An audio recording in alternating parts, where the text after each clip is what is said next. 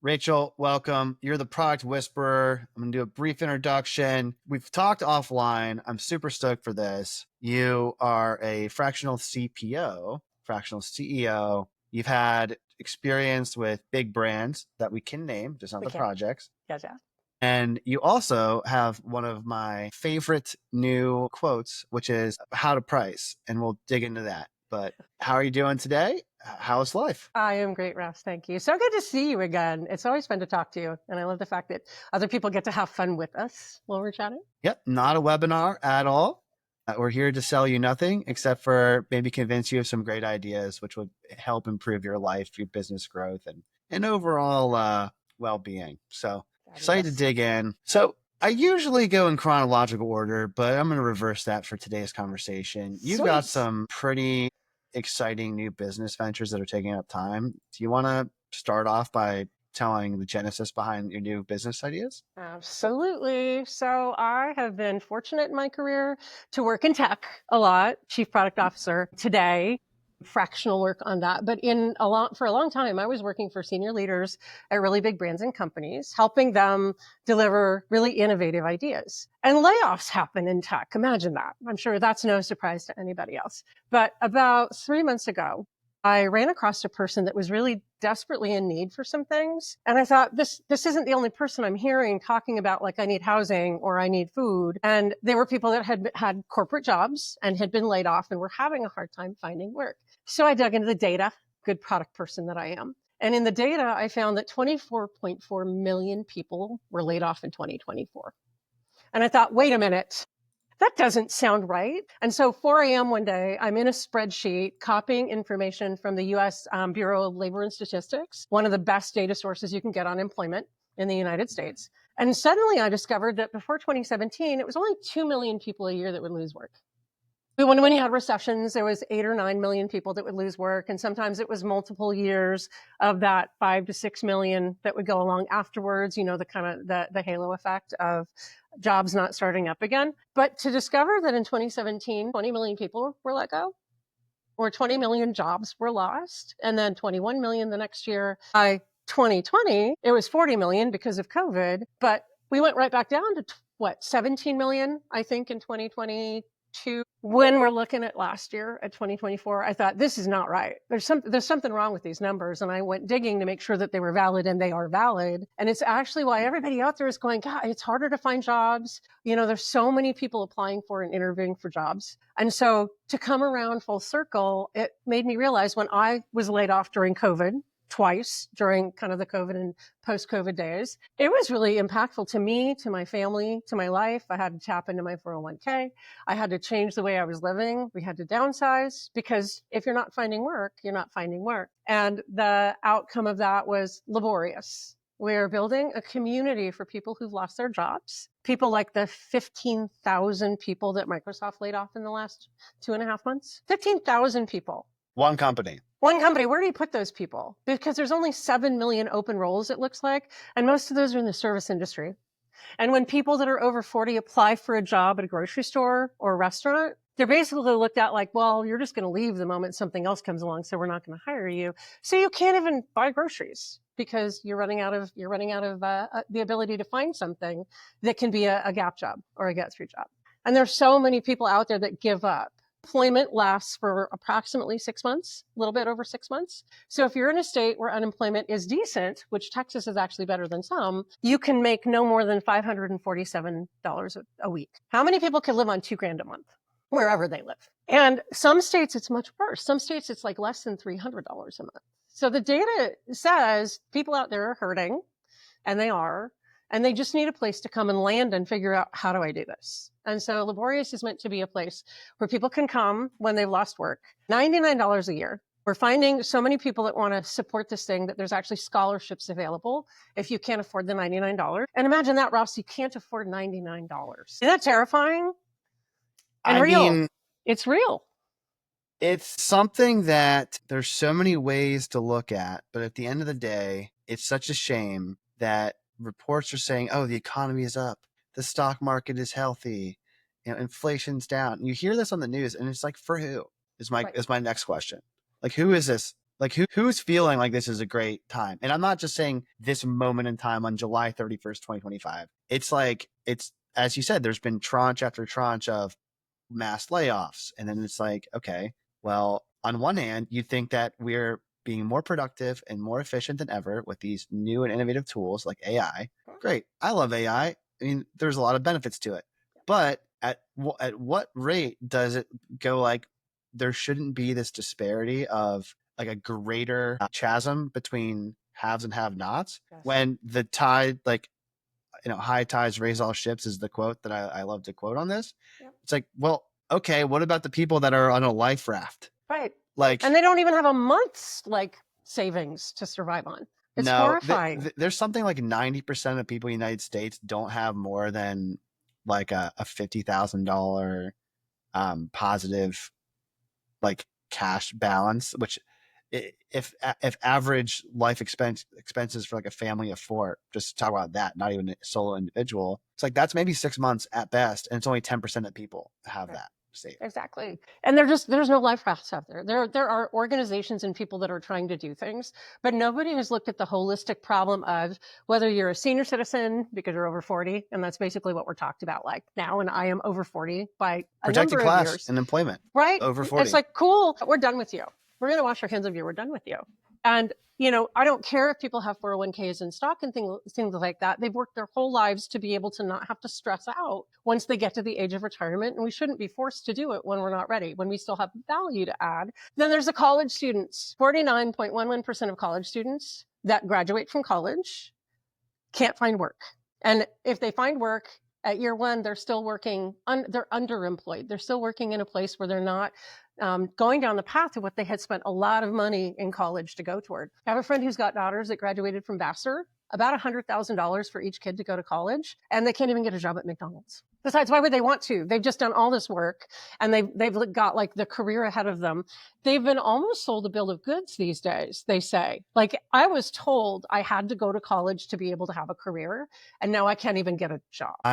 To reflect back on my own post-college, which what you're saying hits home because it's what I experienced, was 10 months before I could find something resembling what I went to college for. And I worked different jobs, odds and ends, and I went into one. And they're like, hey, we really like you. You seem great. The problem is you're overqualified, and we think that as soon as you find something better, you're going to leave. And I was like, well, then how do I get started? And it took 10 months to get something resembling what I went to school for. And I'm very glad that I started where I did.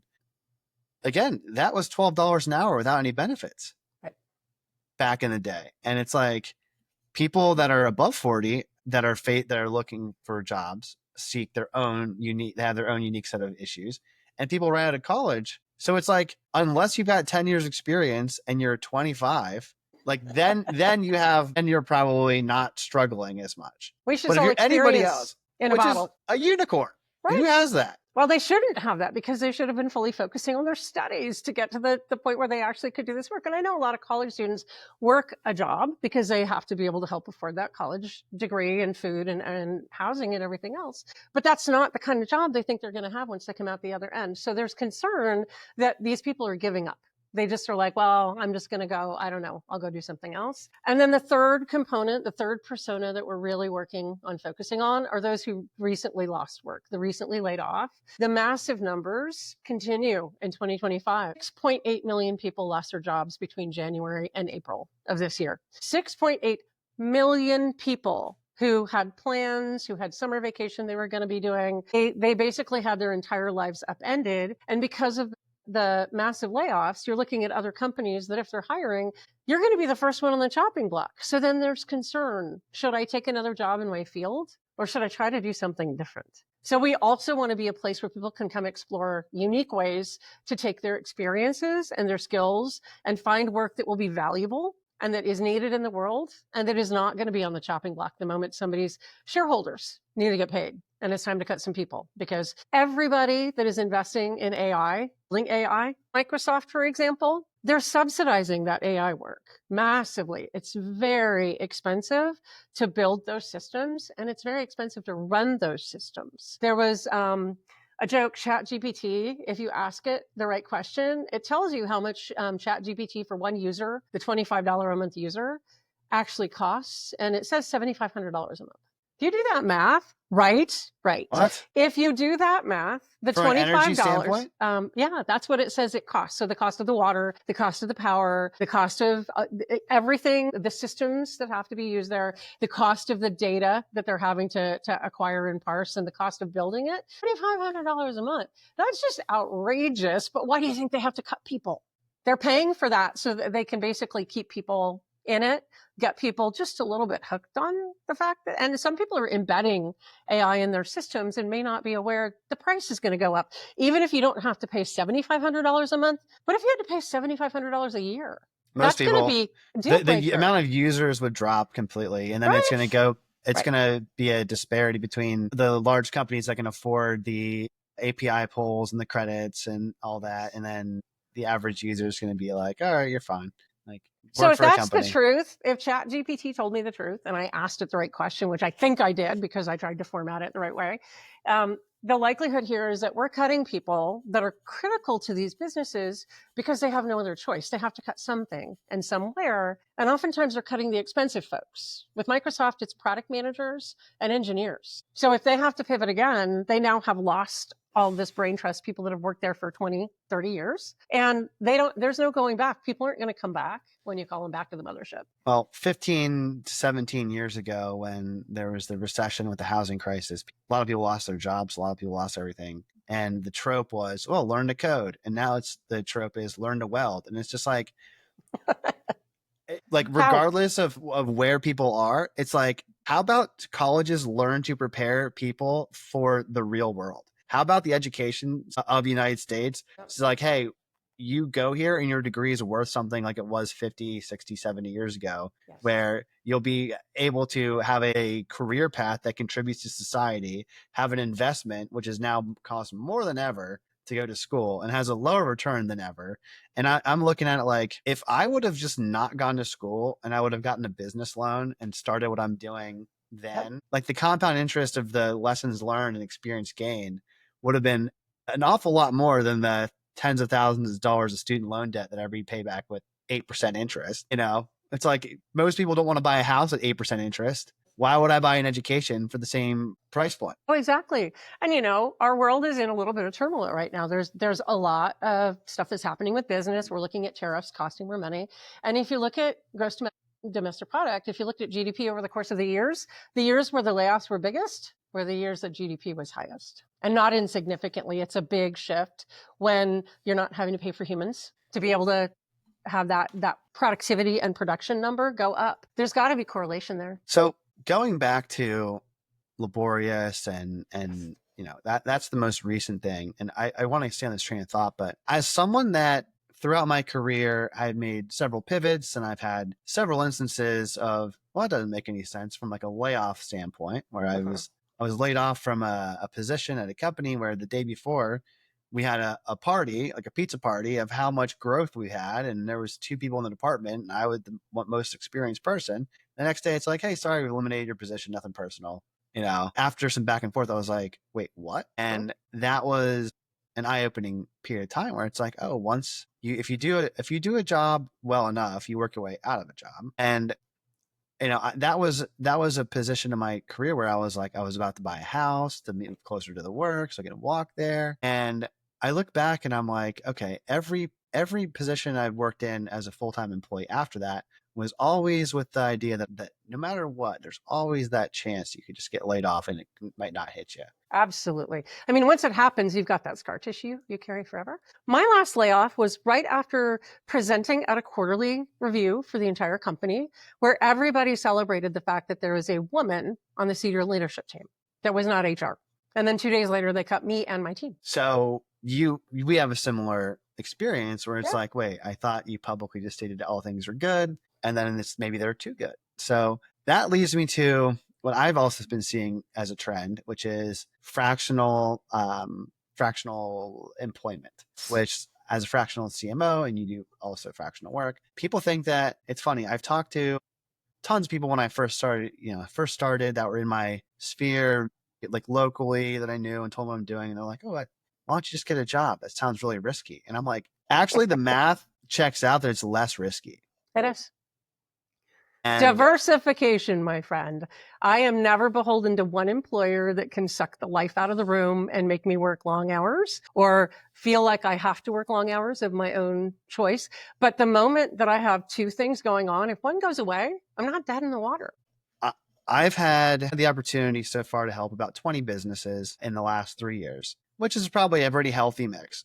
That's all the research people I've talked to. So that's probably a good amount between average client length and this and that. And what I found is that the companies I've worked with that have gotten some great results are like, hey, we want you full time. And I'm like, how does that make sense for either of us? And I think what I'm most proud of as fractional, what I would like to impart on people who are listening is, look, think outside the box for what makes the most sense for you. Like, Yep.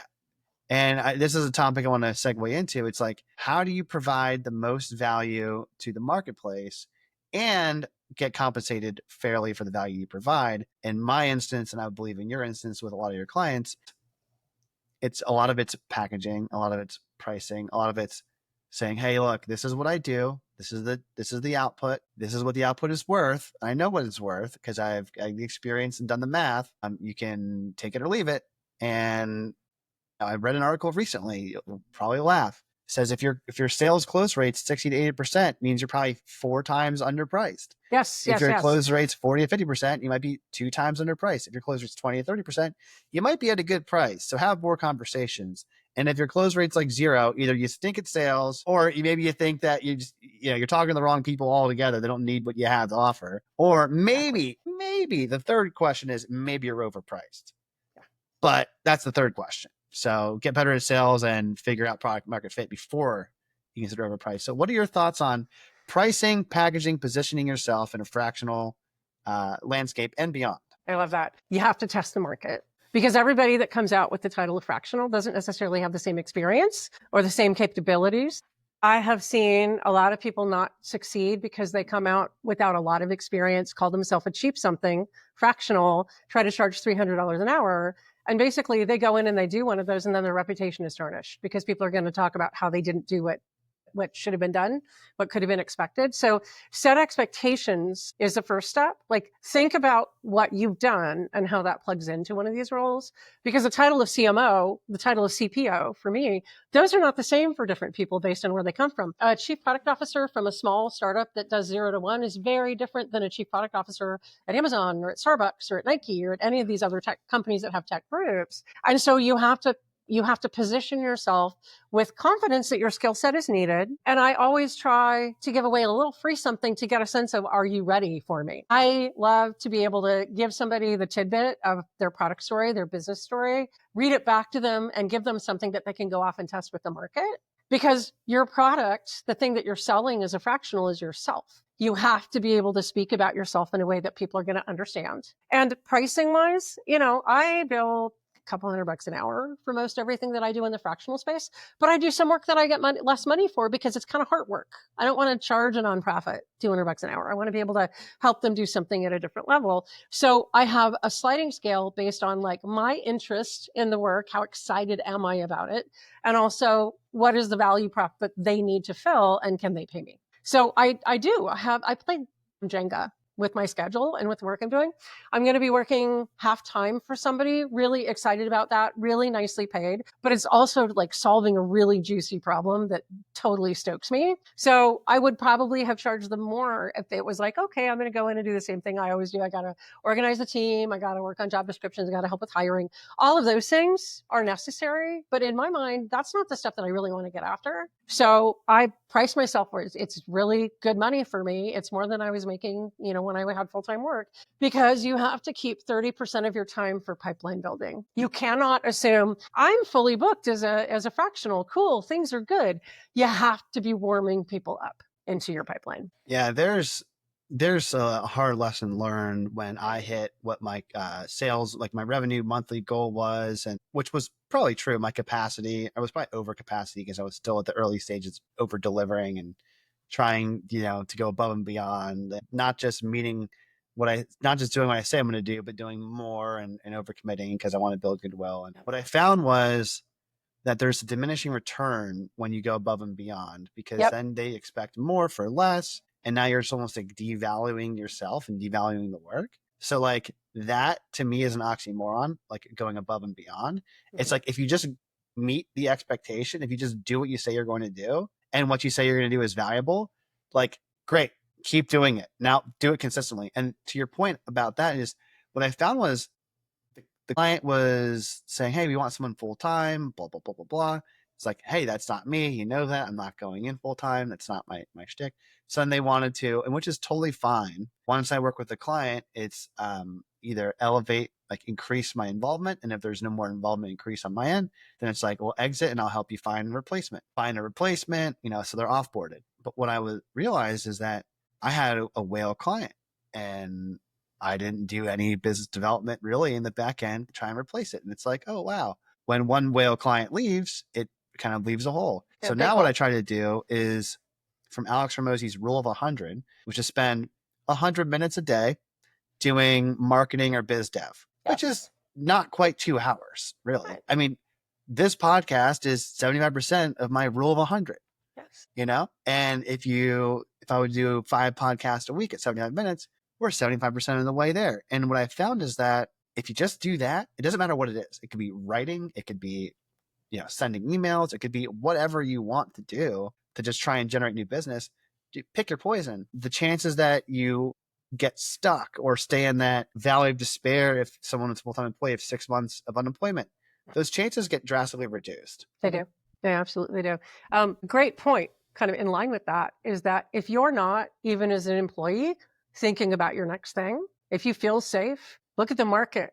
You're not safe, people. You need to make sure that you know, what do I do next? How can I do something next? What lights you up is what I always ask people. What is the thing you get excited about?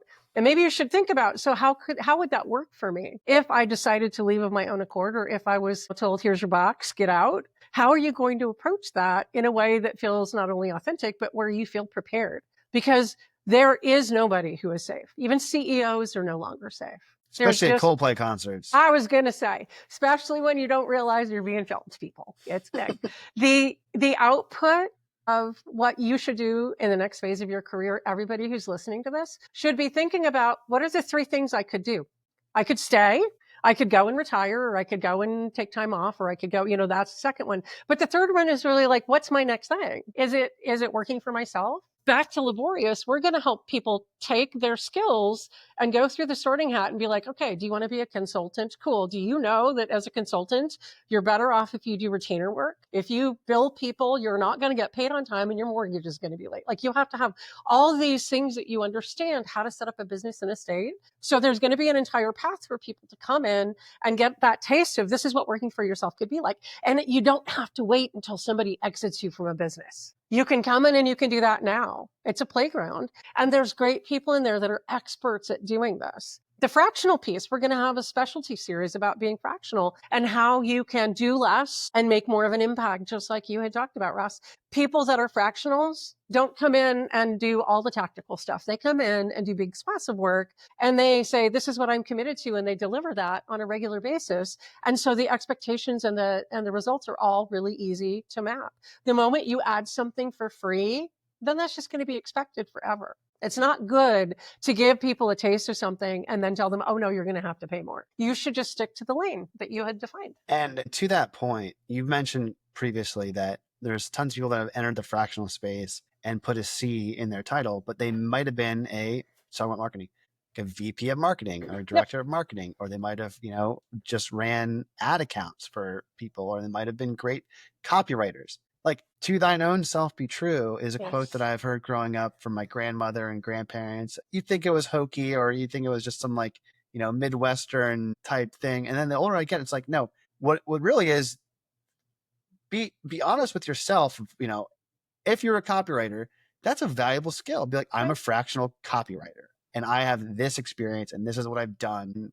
I think confidence comes from building a stack of undeniable proof. For me, I struggled at the very beginning of being a fractional CMO, not because I haven't been a CMO. I was a CMO for 3 years in a company that was an 8-figure business that I helped co-found. That experience, it's objectively true. I lived it. What I thought was that everyone else was more of a fractional CMO than me.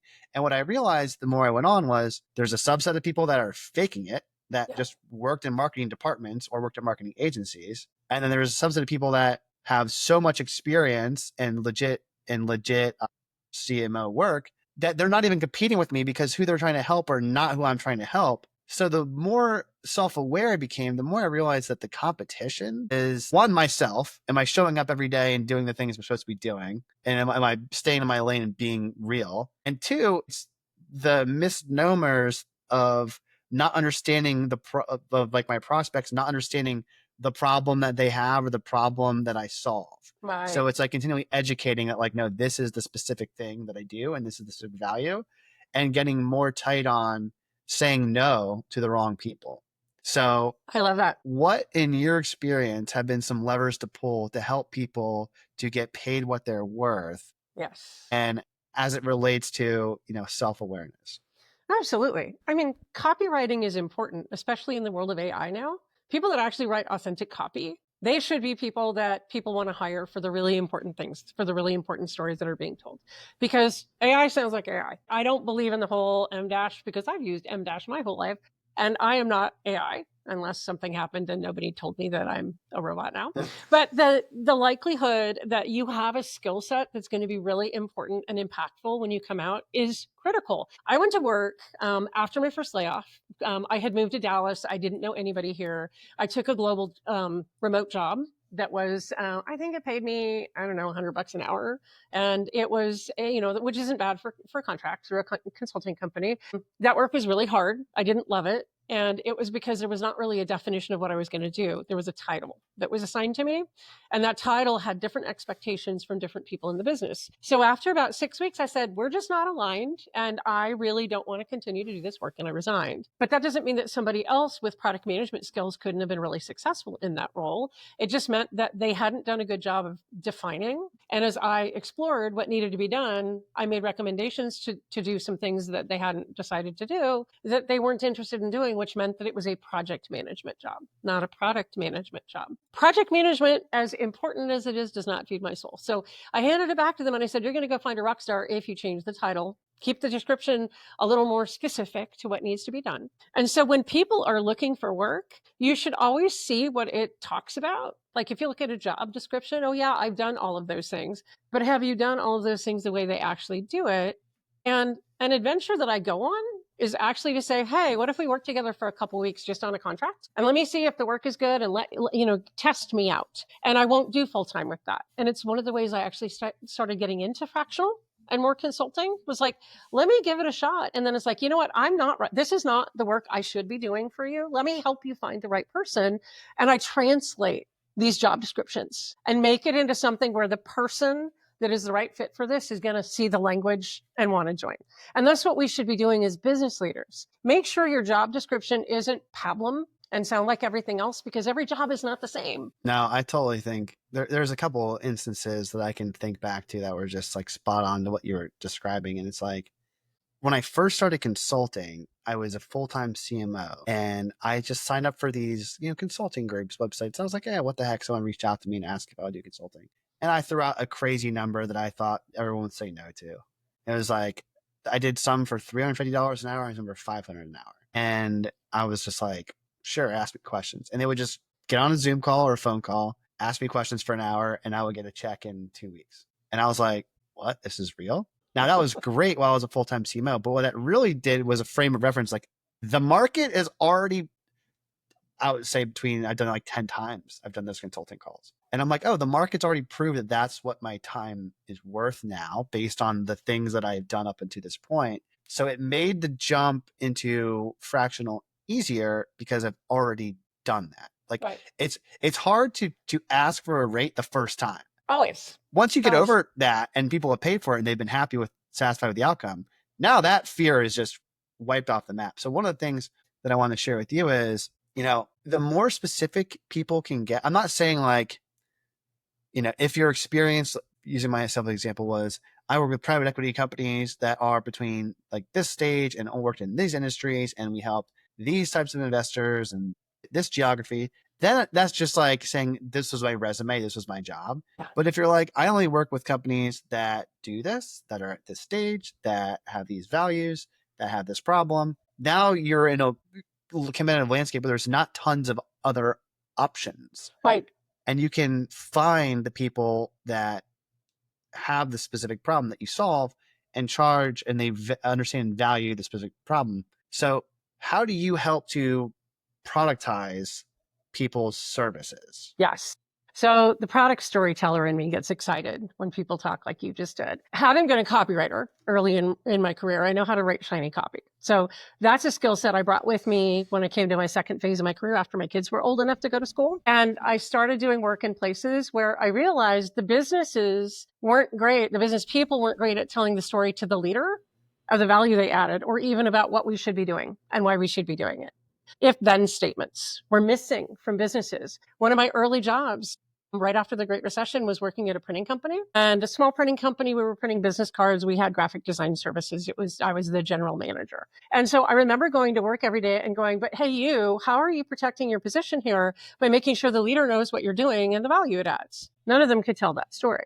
So playfully, we had a workshop and we all talked about what we did, like tactically. And I said, awesome. And everybody had written that down and I tore them all up. And I'm like, but how do you add value? Not the tactics of what you do, but what is the thing you do that I can't go hire somebody on the street for that is the reason that we should keep you? And everybody was like appalled. What? I'm going to get fired? No, I'm not saying you're going to get fired. I'm saying make yourself bulletproof. Talk about the things that actually make you be really valuable to the business. And so today I do the same thing for solopreneurs that are starting their businesses, because I'll use an example. Fractional CMOs come out and go, I'm a fractional CMO and I do A, B, and C.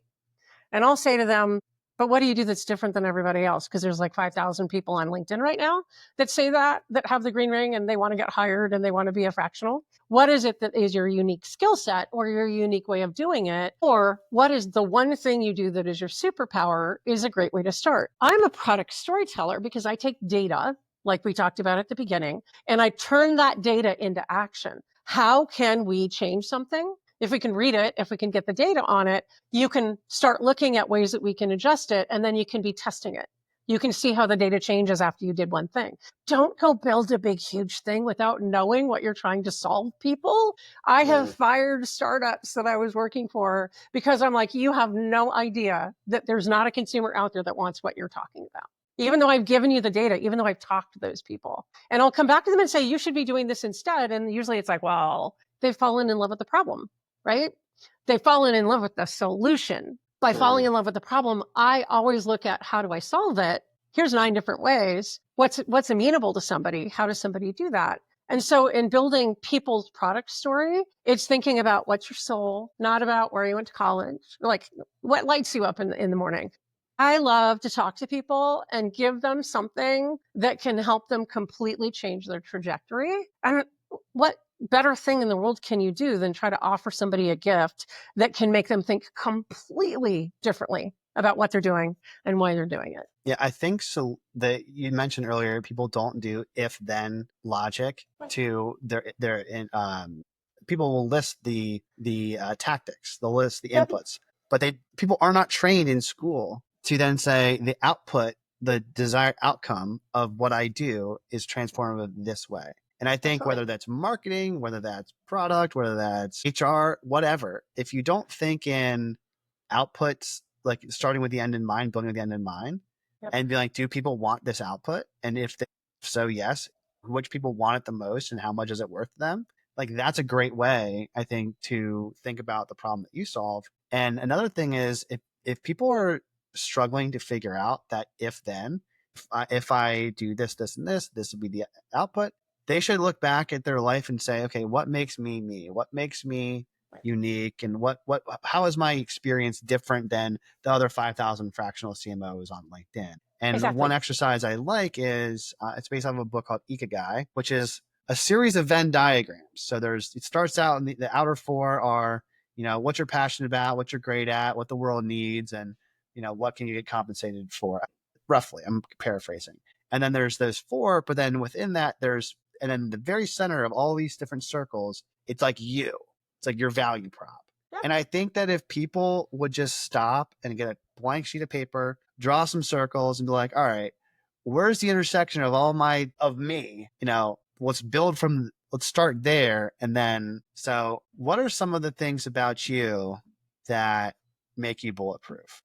We talked about how you went for other people to do that, but I want to flip it on you. Yes, I love it. I love it. So what makes me bulletproof, truthfully, is that I am a chameleon. I'm constantly changing. I think when people pick a target and then change the target all the time, that's problematic. But I think if you pick a target and you never change it ever, you're going to end up becoming irrelevant. So I can change. I'm a shapeshifter. I can change into what a room needs. That's why I'm a really good facilitator. I listen not just to words, but I listen to cues and clues that people are giving out, whether it's their body language or anything else. And I make sure that everybody's on the same page. So to be able to do that means that there's never going to be a time where I couldn't walk into a business and have a conversation about what are you facing as challenges? And they'll tell me the tactical list of things that they think they need to be doing. And by the time I'm done working with them for maybe a week, I come out at the other end and I say, yeah, those are the things that you should execute. But what you're missing the point about is if your goals are those things aren't going to get you to your goals. And it goes back to my transition management and project management days where I would be talking about, we've got the list, my TPS report's going to get sent out later today. And I had this great leader sit me down and say, you're better at telling stories than you are at wrangling. So maybe you shouldn't be wrangling. And I was heartbroken. It's like, am I getting fired? I have this job. I'm doing really important work. It's this massive spreadsheet stuff. And he looked at me and he goes, do you know when you get excited? It's when you talk to people and you listen to people and you translate. Being a translator means that I will never be irrelevant because I will always be able to go find somebody who isn't successful and help translate what they love, what they want to do into something they might actually be able to take action on. And so I don't think my title matters. I think as long as I bring the translator to the table and that translator comes into the room, it's going to be okay. And I'm not talking about translating language either. I'm talking about translating intent. And the perfect example of this is that same leader had me write a speech that person was going to give in front of a lot of people, really important, shareholder level meeting. And I was in my 30s and I had never written anything that important. So I wrote it and I read it and we practiced it. And when that person went to go speak on stage, I'm standing there at the request of the leader. And at the last second, it was like, okay, Rachel, are you ready? Go give the speech. Pushed me on the stage. And I was like, holy heck, what just happened here? I literally was like, how do I do this? And I had never spoken in public at a big level, but somebody had enough trust in me to say, you wrote the words, go say the words. And I got out there and I said it. And I'm sure I was awkward and I stumbled a little bit and my heart was in my throat. I was so nervous. I am not a public speaker. I wasn't a public speaker. I am now because somebody basically was like, I'm sorry, sink or swim, go. And I could have run off the stage, but I thought this person really believes in me and my ability to translate their vision enough to give this conversation about a big change that we were doing at the business. And it ended up being a massively successful change. And I got an opportunity to speak to people after the fact that said, well, you seemed a little nervous, but your story was awesome. I got feedback that literally changed the way I think about myself. You don't get opportunities like that very often. And that's when the translator storyteller really started showing up more often. In tech roles, I would sit with the team and be like, this is what you think you should do. Why? The 5 whys of Amazon, right? Why are we doing it that way? Why do you think that's the best solution? Why aren't you looking at the data? And so that has become just a part of my methodology. And it doesn't matter if we all get replaced by AI because we're still going to need food and shelter. And I'll always be able to help businesses or even people get their needs met by helping them tell their story. I love how you corrected yourself and you said, I'm not a public speaker. Well, I wasn't then, but I am now. Right. And this story quite literally is a physical shove in that direction from somebody else to then build you the momentum, or maybe they just gave you the confidence or the opportunity to identify this was a gift that you had that you may not have known you had until someone helped you reveal it to yourself. Looking back at my own career, thinking about some of the things that, I add value to for companies time and time again, and things that light me up and I love to do in a professional setting, because there's plenty of things that I don't love to do, but I have to do them anyway. Yeah. But the things that you love to do, you want to do more of. And I was in a meeting at my very first job, and I was in a weird spot because I just had so much insecurity and self-doubt and just just thought that I was, an imposter syndrome. And it wasn't like a big high stakes job. It was like entry level marketing. And I'm just like, but I didn't have a marketing degree and I don't have all this like evidence that I can do this. But then when I was brought in to a meeting to then vet a digital marketing agency to run specific program support, whatever the campaigns were, I was prepared and I spoke the language and I asked tough questions that really helped the CEO and the VPs to understand if this was a good fit or not and get them clarity and buy-in. And I was like early 20s and I've never done this before. I was, like you said, so nervous. I was never invited into a vendor meeting before to make a decision. And afterwards, like, wow, you did a great job. Like, that was really helpful. And I'm like, really? You liked it? But it's funny because I was like, I didn't realize that that was something that people found value in because, like you said, asking the right questions, helping business owners translate between their business problem and the required plan of action roadmap to solve it is really the game. Like always, doesn't matter what role you're in. So that was my first push in that direction, and I thought it's funny to share just because I was just a nervous kid, and then they're like, "Oh, you're great at this," and then now, years later, I'm like, "Oh yeah, I got this. I've done this plenty of times." But if I didn't get that feedback then, life maybe would have been totally different. Exactly. And I think this is a really good moment to insert the fact that when you see people doing things and they're being brave, we need to celebrate that because it's not easy in the business world to put your neck out, to try something new, to do something that you're uncomfortable with. And so I love to talk after the fact to people about like, how did it feel to be nervous? I could tell that you were a little bit nervous. How did it feel? Did it get better as you went along? Because that's what had happened for me when I stood on that stage. And now anytime I stand on a stage, I start nervous. It's like, am I prepared? But I have come up with the conclusion that my personal way of giving information is not to read from a script. I tried to remember word for word that thing I had to tell on the stage that time. And what it came down to was I had given cues about what the translation and the transition spots were.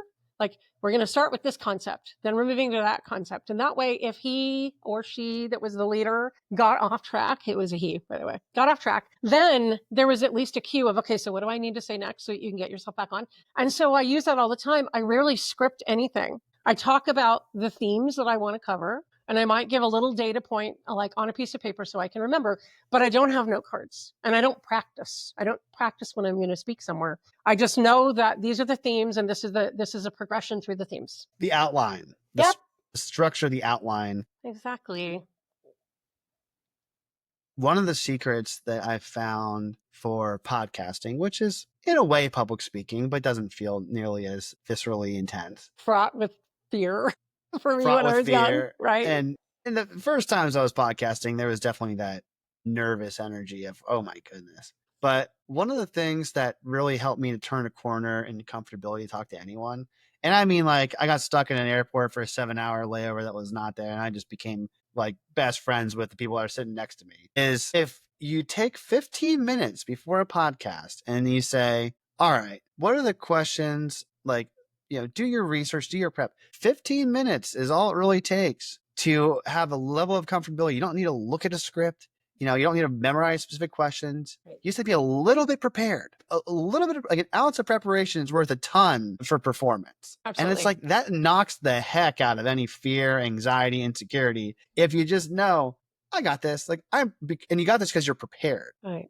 And if you over prepare, you spend too much time ahead of time getting everything ready, and then you set it aside and you come back, you're like, okay, I don't remember what I'm supposed to do here. And that's the worst. When you're in school and they first are like, okay, you're going to do a presentation to the class and your knees are shaking and you're like, oh, I'm in front of my peers. What am I going to do? That feeling doesn't ever fully go away, even when you do it all the time, but it goes a lot faster to get through it if you have your preparation done in a way where you're going to be able to authentically say what you want to say. That's the only preparation you really need to have is, do I have my messaging straight? The words, they come out. If you talk to somebody when you're on a stage, as opposed to speak at them, it's a completely different story. They absorb better. They're more receptive. Public speaking is one of the greatest fears in people's lives. It is. More so than death or illness or other tragedy. And I think the reason that it's a fear is because they they don't want the outcome of being outcast or being Left at. embarrassed or Right. being perceived as less than. But my question is, it's like public speaking can mean a lot of things. The first time I was on stage was in college. I was volunteered to play in the Rocky Horror Picture Show. What role were you? I was I was the monster. I was Rocky. I had to be in Nice. golden underwear in front of a full That's auditorium. amazing. I love And it. and like that was terrifying because I've never done any acting or anything before. I think that if people were to do that, where it's like this is like the peak embarrassment, and afterwards people thought it was great, like people that I'd never met before stopped me in college, be like, "Hey, you're the guy." I'm like, "What?" Like it's the scare. It's just look back in your life. I had to speak at my mother's funeral, and I take that memory and I say, nothing will be more painful than this.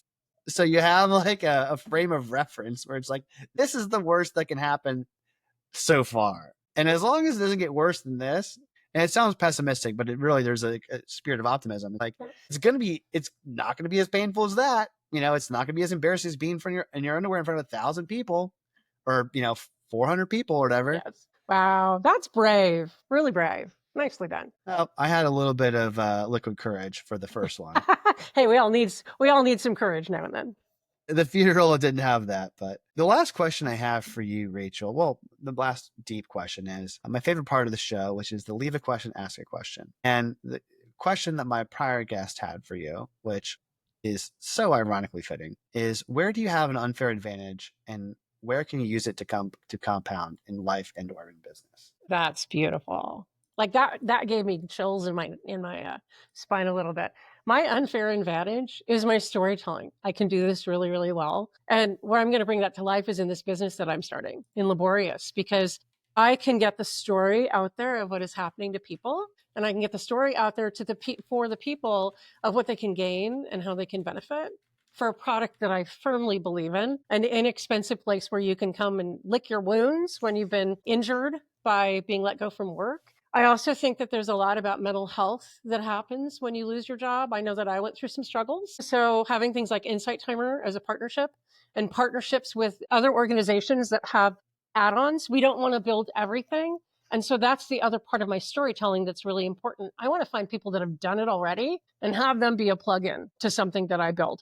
I believe that you build your IP and you buy the rest. And if any business looks at the world and goes, oh, we're going to build something from scratch, and 3 years later, they don't have it launched in the market, they've missed. So my skills at reading data and understanding how to transform data into action are something that is going to keep me going forever. Love that. Thank you. Now, what question do you have for the next guest? What is the core of your heart so that you can tell your story from where you begin? And I'm going to answer that one about me. The core of my heart is making sure that all humans are safe and fed. And it's always been that way because I grew up very poor and we did not have enough sometimes. And I never want anybody else to worry about being homeless or to worry about having their car be towed and be homeless, which I'm hearing is a big deal right now in the world. People are living out of their cars. And I never want people to not be able to find food someplace locally. I will forever go to restaurants where they put the receipts on the wall because somebody bought a slice of pizza and donate a lot of money because we need to feed each other. Not everybody is in a good mental state. And so by starting with my heart, everything that I do is about trying to change the world for the better a little bit, or maybe a lot. That's an interesting writing prompt. I'll definitely think about that. And everyone listening, I hope you think about that as well. I think it's great. Rachel, where can people find you to learn more and connect? Yes. So Laborious is one of the places. I'm on LinkedIn and I'm very active. So it's Rachel, Rachel, Petzold, Petzold. And if you find me there, I love to connect with everybody. And I'm always going to have a conversation because I want to hear about you. I want to hear your story. You also can find me at Gossamer. So it's Rachel at Gossamer, GOSSAMER.global. That is my consulting business. And then Laborious. It is spelled weird because Laborious is $150,000 to buy the URL. So I'm going to go fundraise to see if we can get that. But we bought the one that is Laborio.us. We're starting in the United States, but people from all over the world can join. We're just focusing on getting the services plugged in from US cities, counties, and states, and also getting people in the United States who are significantly impacted by these layoffs right now, a place where they can come in and heal together and then find their next thing. Awesome. Thank you. Rachel, it was a pleasure. I hope that you continue to tell your story and make the impact in the world that you've been doing. Thank you. Yes, I hope that you do too. You do a great job at it. Appreciate you.